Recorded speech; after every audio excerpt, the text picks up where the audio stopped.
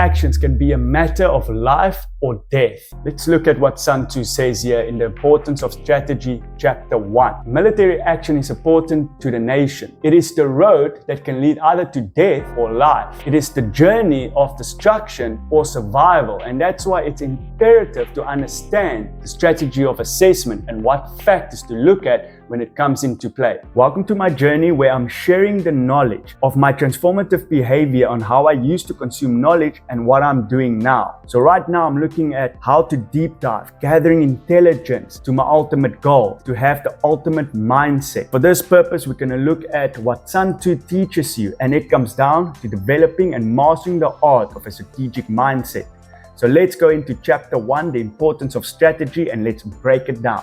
So when it comes to strategy, Sun Tzu has broken it down into 5 factors that you can look at to determine success or failure in any situation. Now these 5 factors are moral law, heaven, earth, the commander, method, and discipline. So moral law is how the king treats his people and what he stands for. So if you look at this in more a modern day approach, I interpret it as our moral values. So when it comes to moral standards, Sun Tzu emphasizes on humaneness and just. And when you can exercise these 2 virtues, it makes it very difficult for people to disobey you, to resist your influence. The second one is heaven. Now this encompasses the environment you are in, the natural conditions such as time, weather, and the season. We're going to look at the external factors of our environment and assess the situation. We want to look at factors that's oppressing you, that is restricting you, that's putting limitations on you. We also want to look at factors and resources around us in our environment to reach our goals. One step further is we're going to take a look at how we want to take this assessment, how we can turn it into being advantageous to ourselves, and where does the disadvantages lie so we can bypass that route, saving us time and energy and resources. So once you've looked at your current environment, and now you can start to envision what's the environment you would like to be in, and now you can start to develop a strategic plan because you've gathered intelligence and knowledge, and most of all you've gained clarity. So now your plan that you can implement in a way to bridge the gap between the two. The third factor is earth, and Sun Tzu talks about a geographical location such as mountainous regions, the way you're going to lead your army through, what terrain are you going. So let's break this down and go a little bit deeper and look at what strategy are we going to implement to take us on our journey. What are we going to look at? What actions are we going to take, and how are we going to take it to achieve our goal? What we need to take a look at is our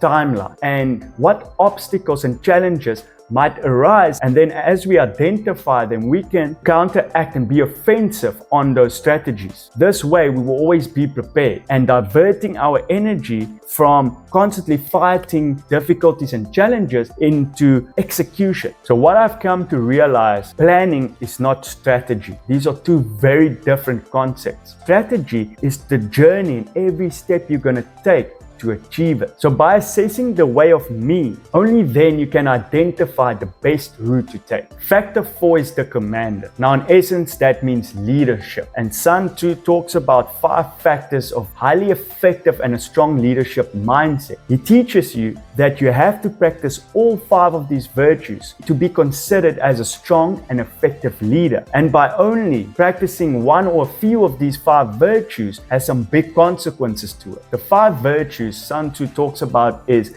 intelligence, trustworthiness, humaneness, courage, and strictness. When we look at intelligence, it's your ability to gather knowledge for the purpose of your objective. The second one is trustworthiness. If you don't have trust in yourself and in the people around you, it's going to make your life very hard. Struggle to gather resources from other people and other environments because there is no trust. Trust also relates to the third one, which is humaneness. Now this virtue comes down to love and compassion. Showing love and compassion to the people around you allows them to see you for who you really are, and it also gives them a sense of security within you. But be warned, humaneness, compassion, and love is a virtue that you should practice with caution. Then he talks about the fourth virtue, which is courage. This is the courage to seize an opportunity when the rest won't. To see something and identify a key moment on your journey that could be advantage to your main objective, and therefore act on it decisively and quick. The fifth virtue is strictness. Strictness comes down to discipline and accountability. To have